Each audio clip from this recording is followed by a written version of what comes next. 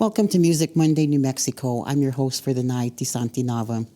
Tonight we have a very special guest, Tripping Waves, joining us. Hope you enjoy the show.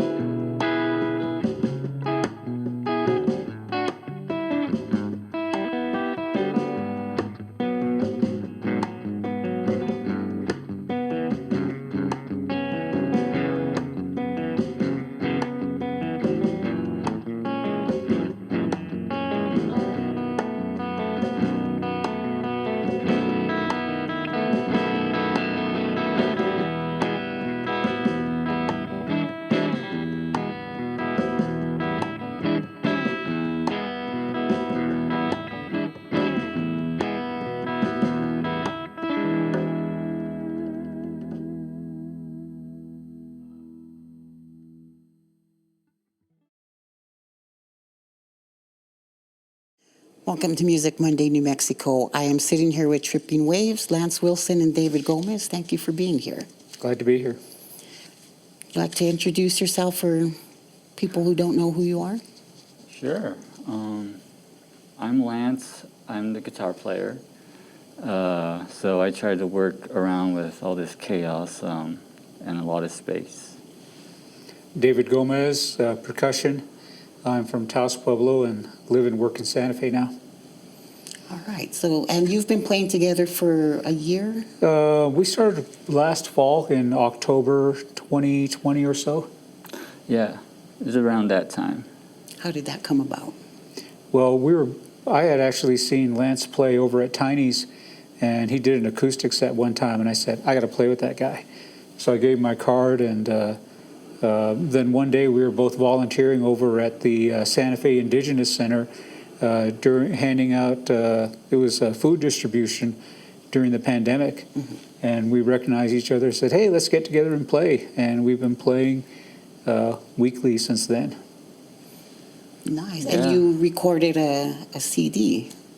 Yeah, we recorded an album, and it was during the pandemic. We've been playing for a while. I had all these songs, and I had no idea how it was going to go because it's been so long that I jammed with another musician.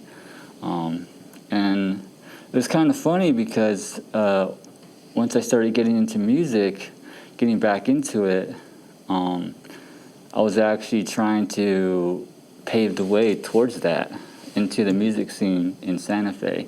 Then the pandemic happened and it just stalled everything. But what good came out of it is meeting this guy, and me and him have been just a great cohesive band. Yeah. And he puts a lot of stuff into it, I put a lot of stuff into it, and we try to make sense of it all. Sometimes we get little like, oh, but at the same time, the stuff we play is pretty cool. I think I enjoy it. I love it. Yeah. I like the music. It reminds me of old school jazz. Just takes me back in time listening to the music. Yeah, when I first heard Lance, I thought it had a real sort of Django Reinhardt feel to it because he was playing a small-bodied acoustic. I think it was nylon string. And he was just doon, doon, doon, doon. I thought, wow, that's really cool. And when we got together, we have a shared musical vocabulary. And also, we're not afraid to play jazz, too. We like it, and that's the direction we went to. And what I like about jazz is that no one can tell you you're playing it wrong. And that's always a nice one. Yeah, and I think it has the ultimate freedom for music because you can do anything you want with it. Precisely, and it's enjoyable in all cultures. It is, and I believe you said you like to call yourself Indian country jazz. Yes, because Lance is playing. It has the elements of that sort of like that slick country music, that sort of Chet Atkins kind of country guitar playing. And we're also two Indian guys here in the Southwest in Indian country. So, Indian country jazz has kind of a layered meaning to it. So what did you listen to growing up?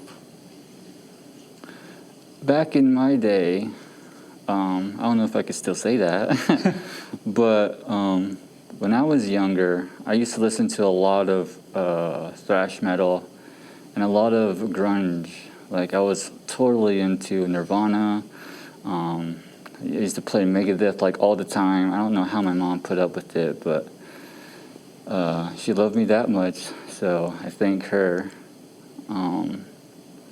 You? Music has been a constant in my life. Like, I remember being a little kid in California where my parents met and where I was born, and we spent the early part of our years. When you're a little kid and you hear Secret Agent Man coming over the radio, and it makes an impression on you. And I still remember the very first time I heard Gimme Shelter on the radio. Just that ringing arpeggio, and you think, I'm like an 8-year-old kid or something. I said, holy cow, check that out. And then I've always had a really wide taste for music. I listen to almost anything. Like last night, I was listening to Arabic, Spanish music, and Nine Inch Nails. It's a great combination. plus rehearsing for our stuff today. Oh yeah. Nice. So you grew up in California? Originally, my parents were on a program that the federal government had to take Indians off the reservation called relocation, and my dad's from Taos Pueblo and my mom's Navajo, and they met in the Bay Area in I believe the Oakland Indian Center, and they got married, and two of my four brothers and I were born out there, and one day my dad decided that he didn't want to raise his kids in the city, which I think was probably the best thing that ever happened to me, the single best thing that ever happened to me. I was recently reading, I think it's called Come Now by Tommy Orange, and it's about a Indian guy who grew up in the Bay Area, and I was thinking that could have been my life had we stayed there, but we didn't, and I got integrated into the culture here, not only the native culture, but also the culture of northern New Mexico, where your best friends are Hispanic, and you grow up speaking Spanglish, and Taos was a really, really interesting place to grow up also. I picked up my love for Latin music. I always had it, but the first person to teach me the clave was the jazz musician David Amram, and he's been one of my musical mentors and friends ever since the late 70s. So I've had the benefit of having a lot of really good mentors teaching me things, giving me opportunities, planting the seeds. How did you get into drums? I've always played drums. I had a brief flirtation with the trumpet at one point, but I just love drums. And now my house looks like drum world. I have Moroccan drums, the congas, the djembe, the chakire, the drum set. So, some days I'll just be, practicing the chakire in the house, or working on my conga playing, or working on the bongos, just whatever. Do you miss the trumpet at all? Not at all. I used to play guitar a little bit, but I'm putting all my time and energy into drums now.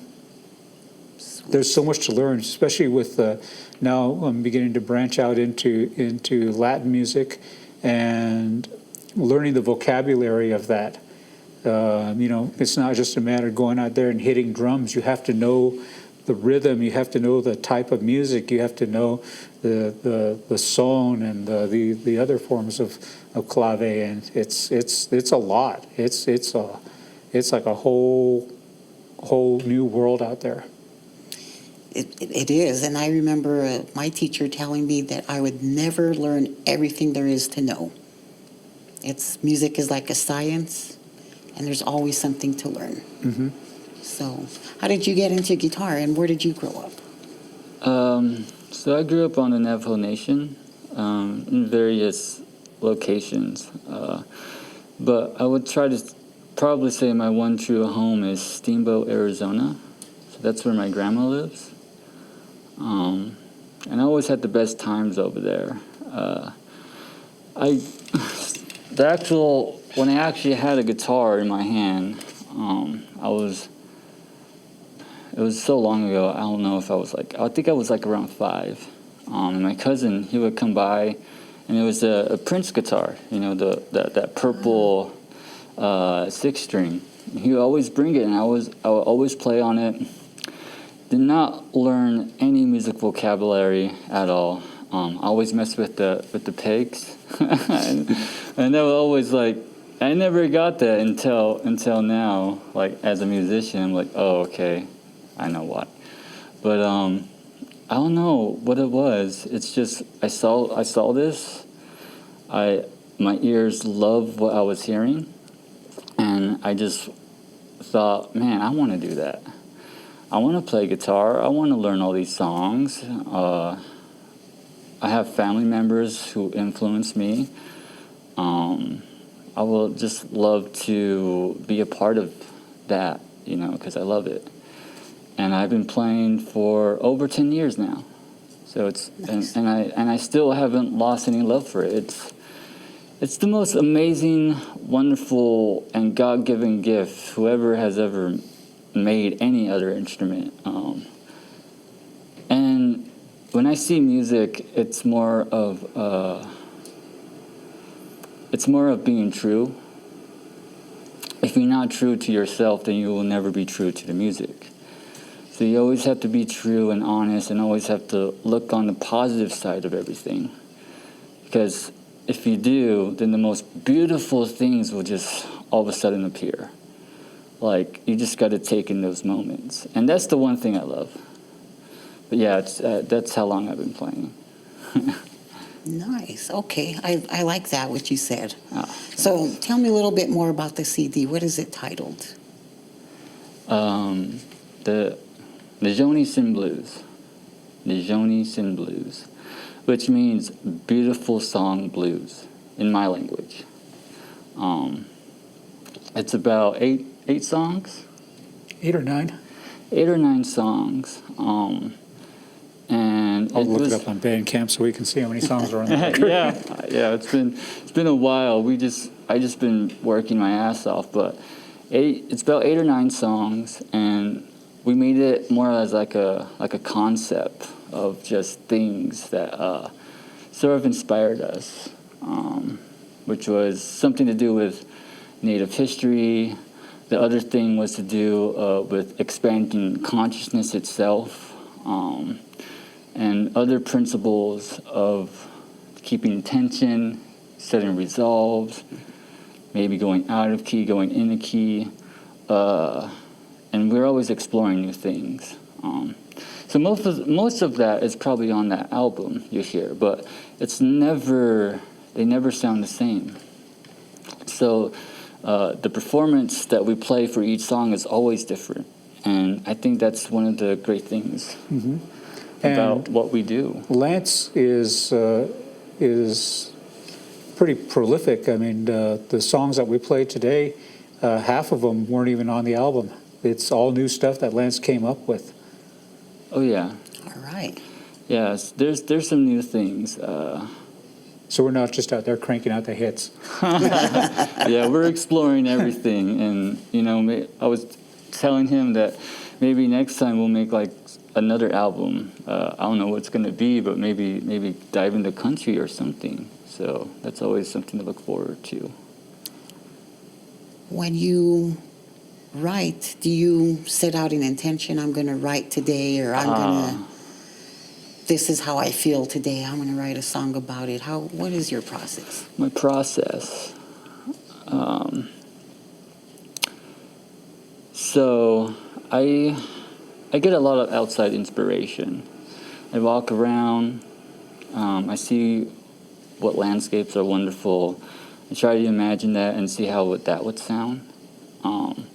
And where I live in Santa Fe, they have a bunch of great places, avenues, boulevards, walking downtown in the plaza. There's always lovely stuff to look at, and even the culture.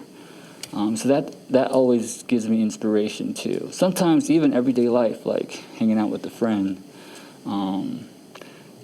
going out and treating yourself out, finally after a long day's work, and just having like, man, I want to feel that. Maybe I could play it on the guitar and see how that is.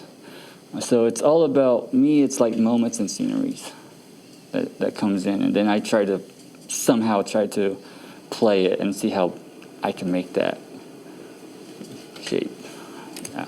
And then you give it to David, and I give it to David, and then he somehow interprets that with all this other stuff that he does. It's just, I'm like, who is this guy? Yeah, I don't like to sound corny about it, but I think about serving the song. I think, what does this song need? What can I bring to it? And, it's not like I sit behind the drums and pound out a 4/4 beat and then, okay, here it is. It's like I'll listen to it, I'll walk around, I'll try different things. Like the other night we just ran through the song six different ways, and then I found a way to do it. And even subtle things like using two different shakers in a song, just because you want to go loud for one part and you want to go soft and precise for another. I think part of that might come from playing in pit orchestras for theater productions. Back in high school, the Taos High Theater Department was pretty ambitious, and they would do, and community theater also. So they do stuff like Man of La Mancha and all these things like that. And so I'm used to having like a battery of things to play with, from timpani to hand percussion to snare drums. And one thing I really did that changed me as a drummer this year was I switched from the match grip, like you see a lot of rock guys do, to a traditional grip where you have, your hand like this and the stick comes out like that, and started using more brushes. And I found out what that did is it just made me think differently as a drummer. It just opened up new possibilities for how I could play, and it's really been quite a change for me. Completely outside the box. Yeah. I just switched it, and I said I want to do this, and changed my drums, and it's really been working out. And so you were also in a symphony.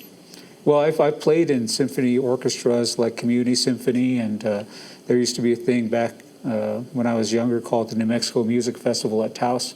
I was mainly a volunteer there, but if they needed like a bass drummer or something like that, they'd go ahead and bring me in. I mean, I'm playing with I was just some kid who was just out of high school, and I was playing with these college level and symphony players who'd bring me in, and like I said, playing with David Amram and stuff like that. But also got a punk rock background too, plus hippie bands. You name it, I've probably done it.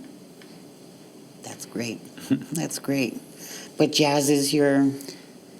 It's I think it's our shared love. We just love it just because it's so much freedom there, and that's really where we reconnect. Because we have all these influences we bring to it, and then that's where it all comes together. Everything he's listened to, everything I've listened to, and just the thoughtfulness of his compositions. It makes you want to do different things. You just don't want to go in there and just pound something out. You want to listen to it and say, what does this need? What Lance likes is he likes colors. He likes to hear something on top of the music to enhance a certain part about it. So that's really what we work on. Yeah. So far, I've kind of dove into that side, but now I'm trying to find forms. Like colors are nice, but if you could form colors, that would be amazing too. So that's another philosophy that we're always going through different ones within our band, and maybe we could sound the band like an ocean, think of a wave. Or maybe we could play like the air, so think of the breath in your lungs. So we try to imagine that. That's right. When we were working on the album, I came up with this one part, and he got what I was trying to do. He says, that sounds like breathing. And I said, that's what I was going for. And then another time, I wanted to play a part that sounded like rain. Yeah, that was. You're totally in sync with each other. Yeah, and here we are. We're all masked up, and we're in the middle of the pandemic, and we got his home recording equipment, and everything, mics all over the place and stuff, and putting together an album. That's how we fought back against the pandemic. Good. I'm glad you did, because the CD is great. Thanks. Feather of a Spider, I think, is my favorite off of that. I love that song too, and that also has some mythological roots to it too. Yeah, it does. It was more of a native folklore of how the twins in the Navajo story who battle this their son father, and they meet a Spider Woman, and she has these hoops. So I always thought, well, maybe these hoops has feathers or something. So maybe I could start a continuation of how she got the feathers. And it could be an interpretation of anything of how she got it. Or it could be an interpretation of how you interpret it. But in my way of how I created it, it's a continuation of that. So it's about the twins getting a hoop of feathers from the spider. So, and that's how it correlates. It's a great song. Tell me more about the artwork on it. Oh, so the artwork is done by my friend David Sloan, and he's an amazing artist. I first met him when I was in Warehouse 21, and that's I believe a nonprofit for the youth, and giving out programs and wondering how they could help with the youth and get them involved into more serious matters. And so I was a volunteer there, and he and me hit it off, and I love the stuff that he does, and he did the artwork. He, I don't know how he did it, but I told him, like, hey, I need this, and he somehow envisioned my envision, and he made it into reality. So that was a good thing. It's great artwork. Thank you. Yeah, he'll Good be music, pleased. good artwork. It's Oh a yeah. great combination. Yeah, yeah, and that's what I always envisioned, what we brought to it. So. And what is next for Tripping Waves? Probably play on the plaza. Try not to get busted. Yeah, the cops seemed to like it. We didn't get hassled or anything. So I think the people in Santa Fe liked it. I'm always on the plaza playing. Some days you can catch me down there. So if anyone wants to hear my music, just go over there, and by some chance you might actually see me. So That sounds good. And so the CD is on Bandcamp. Yes. yes, Okay. Is there any other platform no, just to get that it? for Okay. right now. The band that we form, and I already told David this, it's not going to be permanent. It's going to be temporary. I love music. It was something that I enjoyed since I was a youth. Since I was a kid, it brought me through all my ups and downs. It has made me a better person, completely changed me like 360, and I can't thank it enough. So I made a promise that I would make an album, play 3 shows, call it quits. Go to college, and I want to do something better. But I always have this on the side because it's always going to be there. It's always going to help me. And who knows, maybe in a few more years we'll make another one. But as of right now, I'm set on education and college and helping the community. So the band is almost like an art project in itself. Yeah, you could. Yeah. Like this is how it's going to look, and this is what we're going to do with it. And that's it. I like it. I like it. Yeah. College. What do you want to take in college? Well, culinary is one thing I want to do. I've been working in the food and beverage industry for a while, and I've grown to accustom that, man, I would like to learn the management side of it. I've worked in the kitchen long enough, and I think I have the integrity and the confidence to work in any kitchen. I just need a little bit more schooling. And also dive into mathematics again, because that's another subject that I actually enjoy too. So I want to work with that and see where I fit in, and then go from there. Culinary, another form of creativity. Yeah, pretty much. For sure. Yeah. Well, music is healing. Yeah. And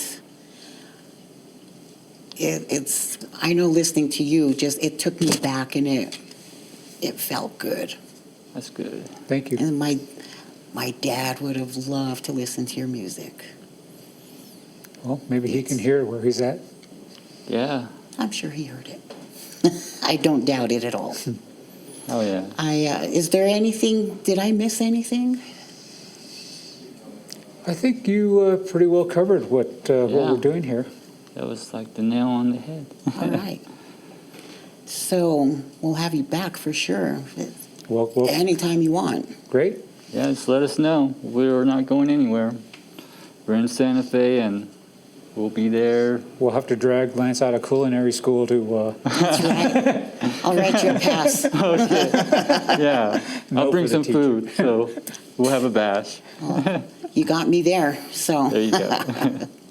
well, I hope you've enjoyed Music Monday, New Mexico, Tripping Waves. Lance Wilson, David Gomez. Thank you for joining us.